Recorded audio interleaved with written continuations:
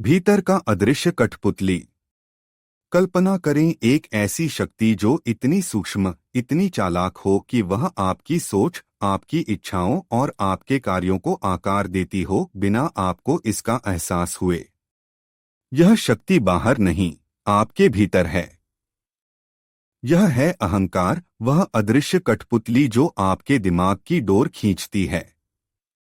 महान संत रमण महर्षि, जो कालातीत ज्ञान के प्रतीक थे, ने अपना जीवन इस रहस्य को उजागर करने में बिताया।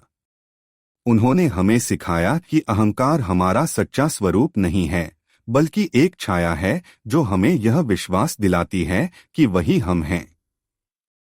आज हम एक ऐसी यात्रा पर निकलेंगे जिसमें हम समझेंगे कि अहंकार आपके दिमाग को बिना आपको पता चले कैसे नियंत्रित करता है, और रमण के उपदेशों के माध्यम से हम अपने सच्चे स्वरूप को कैसे जागृत कर सकते हैं। मैं का भ्रम। जरा सोचिए, आप सुबह उठते हैं और सबसे पहला विचार जो आपके दिमाग में आता है वह है, मुझे काम के लिए तैयार होना है। वह मैं कितना वास्तविक लगता है ना? यह वही आवाज है जो कहती है, मैं खुश हूं, मैं गुस्से में हूं, या मैं पर्याप्त नहीं हूं। लेकिन रमण महर्षि हमें रुकने और सवाल करने के लिए कहते हैं, यह मैं कौन है? रमण ने सिखाया कि अहंकार केवल एक विचार है, वह मैं का विचार जिसे हम थामे रहते हैं। यह रेगिस्तान में मृगतृष्णा की तरह है, जो ठोस दिखता है लेकिन पास जाने पर गायब हो जाता है। उन्होंने कहा, अहंकार ही सारी पीड़ा का मूल है। क्यों? क्योंकि यह अलगाव का एक झूठा एहसास पैदा करता है। यह आपको विश्वास दिलाता है कि आप दूसरों से, दुनिया से और यहां तक कि ईश्वर से अलग हैं।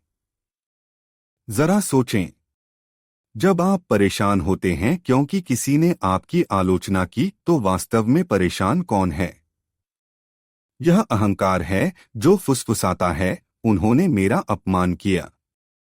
जब आप सफलता के पीछे भागते हैं तो कौन भाग रहा है? अहंकार जो चिल्लाता है, मुझे खुद को साबित करना है। यह मैं आपका सच्चा स्वरूप नहीं है, बल्कि एक काल्पनिक ढांचा है जो आपको इच्छा और भय के चक्र में फंसाए रखता है। अहंकार के चतुर भेष।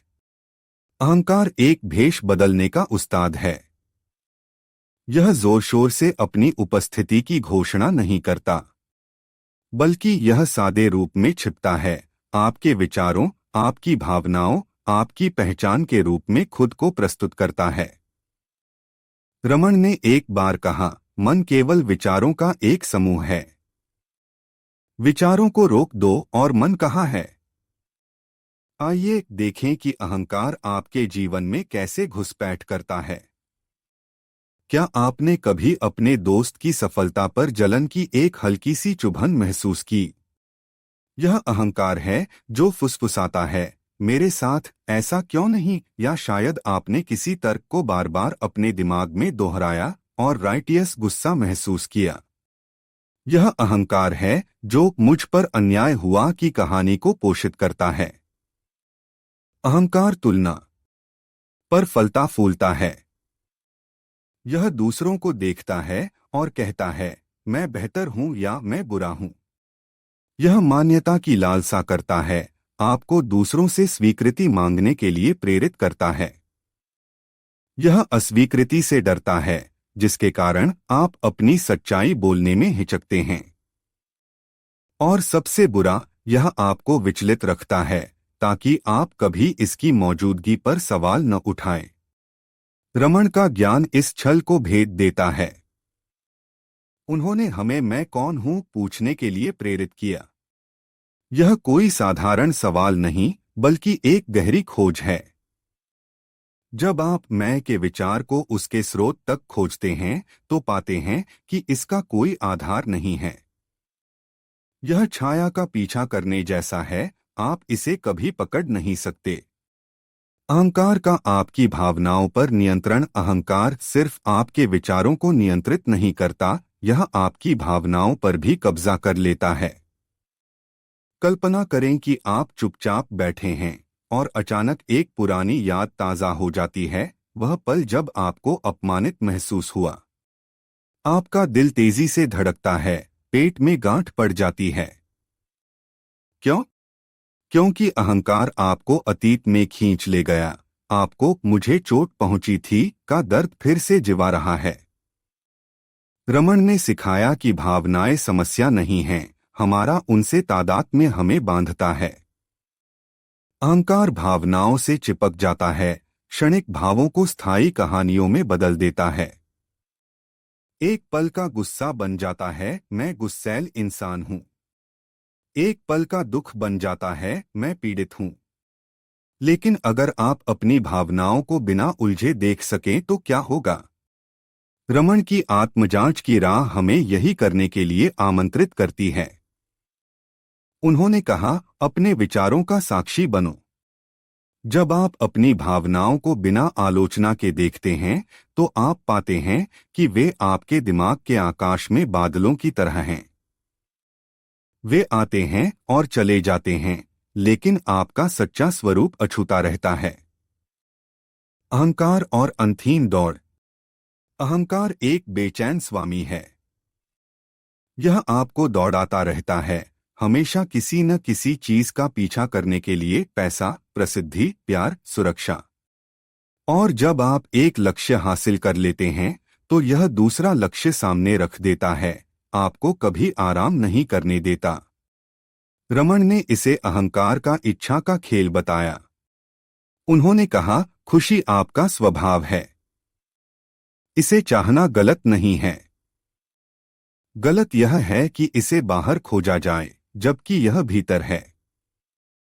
जरा उस आखिरी बार के बारे में सोचें जब आपने किसी चीज को बहुत तीव्रता से चाहा था, एक नई नौकरी, एक रिश्ता या कोई भौतिक वस्तु। अहंकार ने आपको यकीन दिलाया कि उसे पा लेने से आप खुश होंगे। लेकिन जब आपने उसे पा लिया, क्या वह खुशी स्थायी थी? या अहंकार ने फुसफुसाया, अब तुम्हें कुछ और चाहिए? यह अंतहीन दौड़ अहंकार का आपको अपने सच्चे स्वरूप से विचलित रखने का तरीका है। यह आपको विश्वास दिलाता है कि खुशी भविष्य में है, किसी दूर की उपलब्धि में। लेकिन रमन हमें याद दिलाते हैं कि सच्ची खुशी यहीं, अभी, आपके होने की शांति में है। अहंकार इस शांति से डरता है, क्योंकि इसमें वह विलीन हो जाता है। अहंकार का मृत्यु का डर। गहरे में अहंकार का सबसे बड़ा डर है उसका विनाश। यह मैं की अवधारणा को एक अलग, स्थायी इकाई के रूप में थामे रहता है। यही कारण है कि मृत्यु का विचार इतने लोगों को डराता है। अहंकार अपने बिना दुनिया की कल्पना नहीं कर सकता। रमन हालांकि इस भ्रम को भेद चुके थे। उन्होंने कहा, स्व के लिए कोई मृत्यु नहीं है। अहंकार मरता है, लेकिन स्व अनंत है। जब रमन एक छोटे लड़के थे, तब उनके साथ एक गहन अनुभव हुआ। अपने कमरे में लेटे हुए उन्हें अचानक मृत्यु का भय ने जकड़ लिया। विरोध करने के बजाय उन्होंने उस अनुभव के सामने समर्पण कर दिया, पूछते हुए, कौन मरता है? उस पल में उन्हें एहसास हुआ कि शरीर नष्ट हो सकता है, लेकिन सच्चा स्व, वह शुद्ध चेतना जो अहंकार के पीछे है, मृत्यु से अछूता है। यह एहसास उनके उपदेशों की आधारशिला बना। अहंकार अपने मृत्यु के डर के साथ आपको भौतिक दुनिया से बांधे रखता है। लेकिन जब आप देख लेते हैं कि आप अहंकार नहीं हैं, तो आप मुक्त हो जाते हैं। आप वह अनंत स्व हैं, जो जन्म और मृत्यु से परे हैं। रिश्तों में अहंकार की भूमिका। अहंकार सिर्फ आपके भीतरी संसार को नियंत्रित नहीं करता, यह आपके रिश्तों को भी आकार देता है। क्या आपने कभी दुख महसूस किया क्योंकि किसी ने आपकी अपेक्षाओं को पूरा नहीं किया? यह अहंकार है जो मांग करता है कि दूसरे उसकी जरूरतें पूरी करें। क्या आपने कभी यह साबित करने के लिए तर्क किया कि आप सही हैं? यह अहंकार है जो अपनी श्रेष्ठता को स्थापित करता है। रमन ने सिखाया कि सच्चा प्यार अहंकार से मुक्त होता है। जब अहंकार अनुपस्थित होता है तो आप दूसरों को अलग के रूप में नहीं बल्कि उसी स्व के प्रतिबिंब के रूप में देखते हैं। उन्होंने कहा, जब आप स्व को जान लेते हैं तो आप देखते हैं कि कोई दूसरा नहीं है। यही करुणा का सार है, बिना अपेक्षा के प्यार करना, बिना कुछ मांगे देना। लेकिन अहंकार प्यार को जटिल बना देता है। यह आसक्ति, जलन और संघर्ष पैदा करता है। यह कहता है, यह व्यक्ति मेरा है या उन्हें मुझे खुश करना चाहिए। रमण के उपदेश हमें हृदय से प्यार करने के लिए प्रेरित करते हैं, न कि अहंकार से। जब आप स्व के रूप में प्यार करते हैं तो आपके रिश्ते आनंद का नृत्य बन जाते हैं, न कि इच्छाओं की जंग। आत्मजांच का मार्ग। तो हम अहंकार के नियंत्रण से कैसे मुक्त हों? रमण का जवाब सरल लेकिन गहन है, आत्मजांच। उन्होंने सिखाया कि मैं कौन हूं पूछकर हम अहंकार को उसके स्रोत तक खोज सकते हैं और स्व को पा सकते हैं। आत्मजांच मन का विश्लेषण करने या विचारों को दबाने के बारे में नहीं है। यह अपनी दृष्टि को भीतर मोड़ने और मैं के विचार को देखने के बारे में है। रमण ने कहा, अहंकार एक भूत की तरह है। इसका अपना कोई रूप नहीं है, लेकिन यह वास्तविक लगता है क्योंकि आप इस पर विश्वास करते हैं। इसे आजमाएं। अगली बार जब आपको गुस्सा, दुख या चिंता महसूस हो तो रुकें और पूछें, यह कौन महसूस कर रहा है? शब्दों में जवाब न दें, बस भीतर देखें। आप देखेंगे कि भावना मैं के विचार से जुड़ी है। खोजते रहें और मैं घुलने लगता है, जिससे वह शुद्ध चेतना प्रकट होती है जो आपका सच्चा स्वरूप है। इस अभ्यास में धैर्य चाहिए। अहंकार हठी है और यह विरोध करेगा, लेकिन लगातार प्रयास से आप इसके भ्रम को भेदने लगते हैं। जैसा रमण ने कहा, एकमात्र प्रयास मन को भीतर मोड़ना है। अहंकार का समर्पण। अहंकार रातों रात गायब नहीं होता। यह समर्पण की एक आजीवन यात्रा है। लेकिन समर्पण का मतलब हार मानना नहीं है। इसका मतलब है झूठे स्वरूप को छोड़कर सच्चे को अपनाना।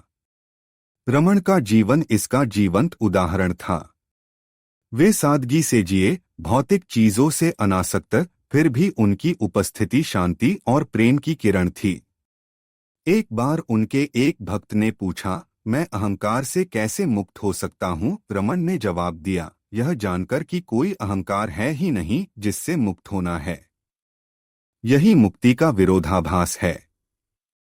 अहंकार केवल इसलिए मौजूद है क्योंकि हम इस पर विश्वास करते हैं। जब हम इसे अपनी ऊर्जा देना बंद कर देते हैं तो यह अपनी शक्ति खो देता है। समर्पण निष्क्रिय नहीं है। यह स्व में विश्राम करने, यह भरोसा करने का सक्रिय निर्णय है कि आप पहले से ही पूर्ण हैं। रमण ने कहा, आपका स्वयं ही आपका अंतिम गुरु है। बाहरी गुरु केवल एक मील का पत्थर है। उनके शब्द हमें याद दिलाते हैं कि यात्रा भीतर है और जवाब हमारे अपने हृदय में है।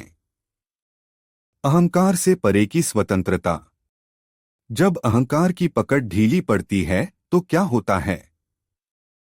आप स्वतंत्रता का स्वाद चखने लगते हैं। वह स्वतंत्रता जो कुछ भी करने की नहीं, बल्कि वह होने की है जो आप वास्तव में हैं। रमण ने इसे सहज समाधि की अवस्था बताया, एक स्वाभाविक शांति की स्थिति जो हमेशा मौजूद है। इस अवस्था में आप दुनिया को नई नजरों से देखते हैं। अहंकार के आलोचना और अलगाव के फिल्टर हट जाते हैं और आप जीवन को जैसा है वैसा अनुभव करते हैं, सुंदर, परस्पर जुड़ा, दिव्य। रमण ने कहा, स्व ही सारी खुशी का स्रोत है। जब आप स्व में रहते हैं तो आनंद स्वाभाविक रूप से उभरता है, बिना बाहरी कारणों की जरूरत के। यही रमण के उपदेशों का उपहार है। वे हमसे दुनिया बदलने या महान चीजें हासिल करने के लिए नहीं कहते। वे हमें भीतर देखने, अहंकार पर सवाल उठाने और उस सत्य को खोजने के लिए कहते हैं जो हमेशा से वहां था। निष्कर्ष स्वमें जागृति। अहंकार एक चतुर भ्रम है जो आपके दिमाग को बिना आपको पता चले नियंत्रित करता है। यह आपको पीड़ा से बांधता है, सत्य से विचलित करता है और आपको छायाओं का पीछा करने पर मजबूर करता है। लेकिन रमण महर्षि का ज्ञान स्वतंत्रता का मार्ग प्रशस्त करता है। आत्मजांच, समर्पण और अटल जागरूकता के माध्यम से आप अहंकार के छल को देख सकते हैं और अपने सच्चे स्व में जाग सकते हैं। जैसा रमण ने कहा, आपका स्वसाक्षात्कार ही दुनिया के लिए सबसे बड़ी सेवा है। अहंकार से मुक्त होकर आप न केवल शांति पाते हैं बल्कि दूसरों के लिए भी एक प्रकाश बन जाते हैं। तो पहला कदम उठाएं। पूछें मैं कौन हूं और यात्रा को खुलने दें। सत्य आपके विचार से कहीं करीब है, वह आपके भीतर है, खोजे जाने की प्रतीक्षा में। तो दोस्तों, यह था आज का वीडियो। अगर आपको यह जानकारी पसंद आई हो तो वीडियो को लाइक और शेयर जरूर करें। और हाँ, चैनल को सब्सक्राइब करना न भूलें। अगले वीडियो तक के लिए नमस्ते, धन्यवाद।